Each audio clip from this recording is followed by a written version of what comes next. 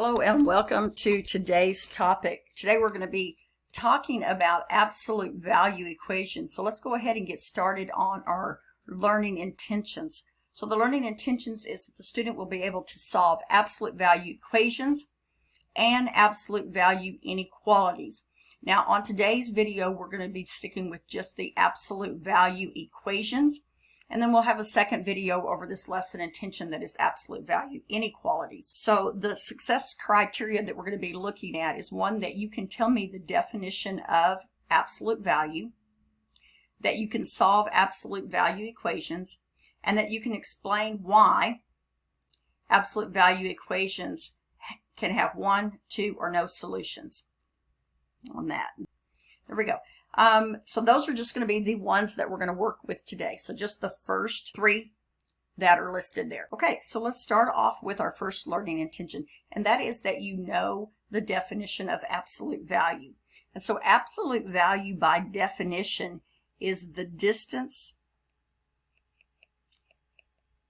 an object is from zero.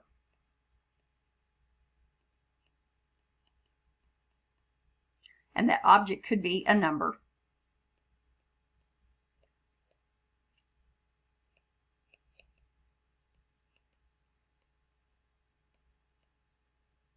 So when we talk about the distance, one of the things that we talk about, distance is neither or is never going to be negative. So distance by definition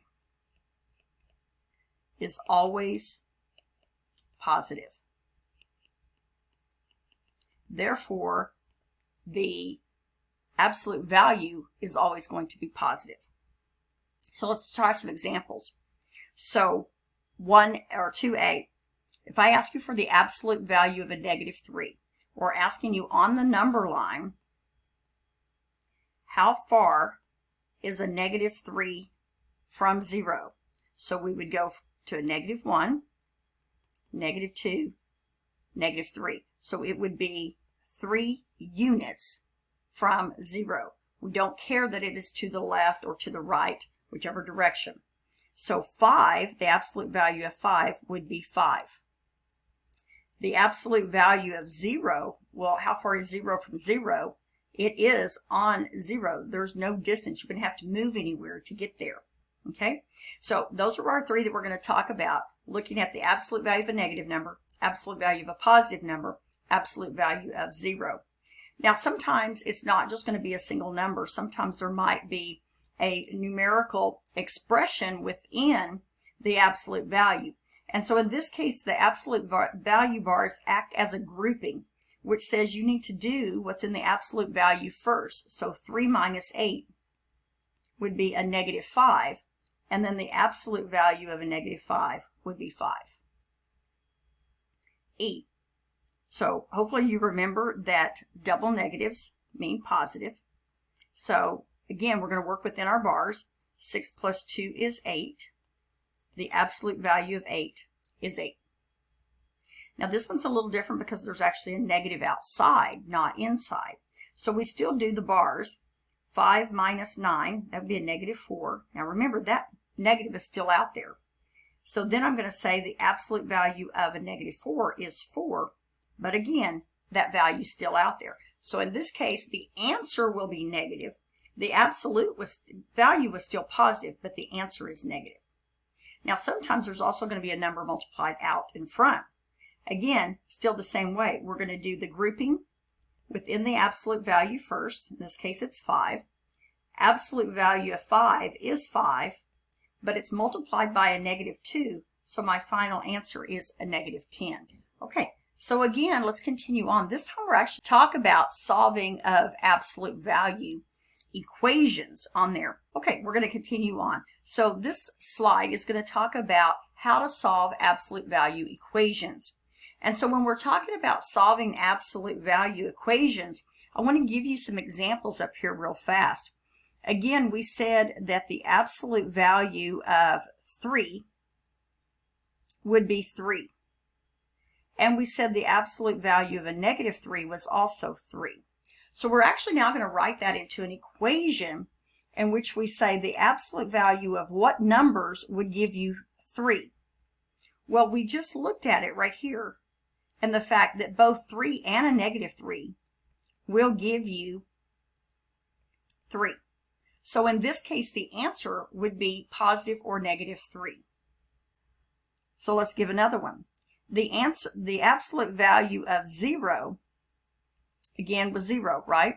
So if I ask you the absolute value of what number would give you 0, your answer would have to be that that value would have to equal 0.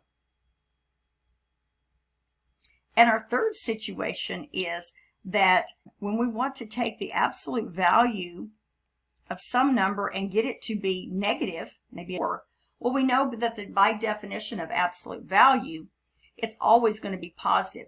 And so this will be a no solution answer. So we actually have, when solving absolute value equations, there's actually a possibility of 3 different types of answers. And you're going to have to be aware of all 3 situations. So here's our 3 scenarios we're going to talk about. If you have the absolute value equal to a positive number, okay, now that would be like this one right here, okay? If the absolute value is equal to a positive number, then we're going to end up every time with 2 answers.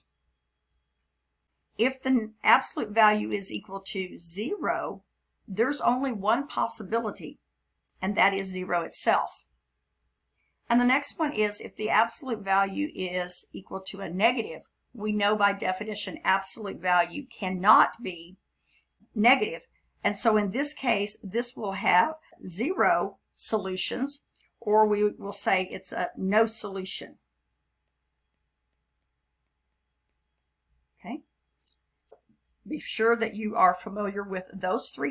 Okay, so I'm going to run through some different types for you here just so that you can see them. Again, I'm going to run through fairly quickly, so don't hesitate to pause the video and work before me if you need to, or double check what I've done. So in this case here, again, the first thing I always say is, what is my answer? Is it positive? Is it negative? Or is it 0?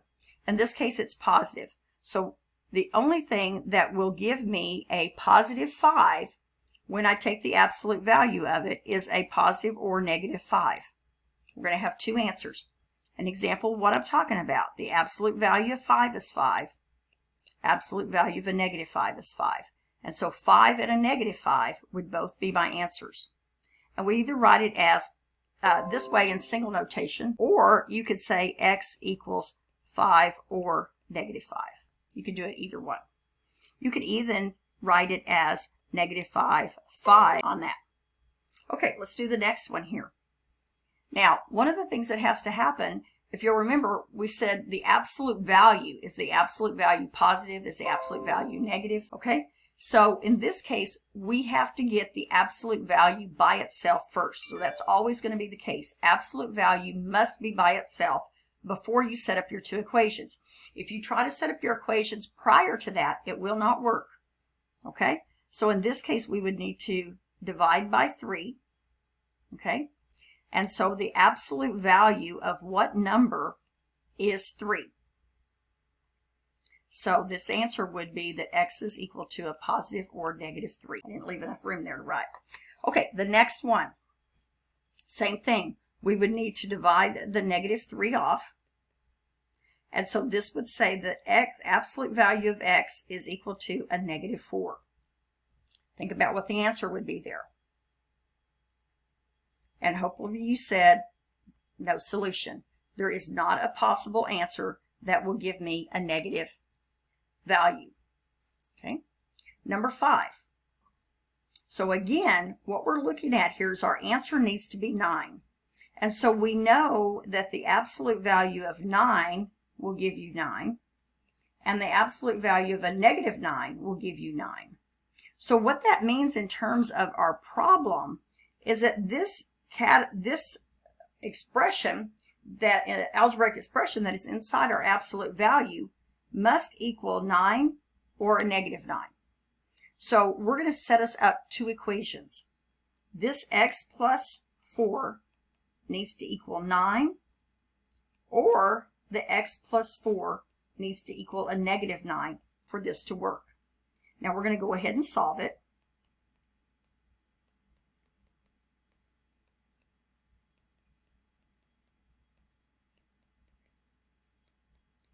Okay, so we get two answers. We get that x is equal to 5 or x equals a negative 13. Now I'm going to take a minute and just check this for us. Okay, so let's just do a quick check here. So if I put in a 5 plus 4, which is 9, will that give me 9 as an answer? Hopefully you see it does. So that would be one check. Let's check the next one. Okay, if I put in a negative 13 plus 4, will that give me 9? Well, a negative 13 plus 4 gives me the negative 9. Absolute value would be 9. And so again, that does check. Guys, do not forget, you can always check yourself when you're doing these problems. Let's go through just a couple more. So again, here's this one. I need the absolute value by itself. I'm going to subtract 3. Absolute value equals 2. So x must equal a positive or negative 2. And again, check yourself. Number 7. I'm going to add 1 to both sides, trying to get the absolute value by itself. This is going to equal 10. I'm going to divide it off because I still don't have the absolute value by itself.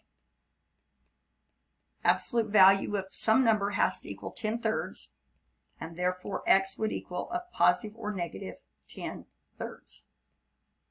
Final answer. And again, you could go back in there and put that in and check to see if it works. Okay, here's 2 more. Add 7.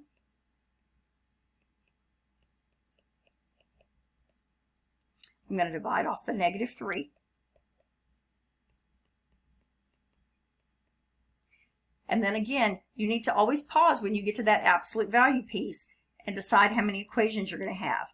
So this is absolute value equals a negative 3. So think about it. Am I going to have 2 solutions, 1 solution, or no solution? And hopefully you realize in this case it's a no solution. 1 more. So we're going to add 3 to both sides. Again, remember, the step is to get the absolute value by itself. This is equal to 12. I still don't have my absolute value by itself, so I need to divide the 2 off. Okay, now I have the absolute value by itself. So again, do I have 2 solutions, 1 solution, or no solution? So I'm going to have, this is positive, absolute value of x is equal to a positive number, so I'm going to have 2 solutions. So I'm going to set it up. X plus 4 equals 6.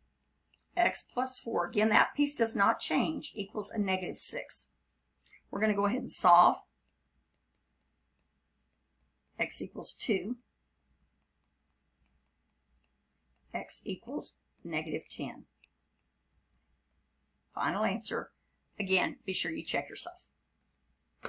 Okay, hopefully you can do some of these on your own.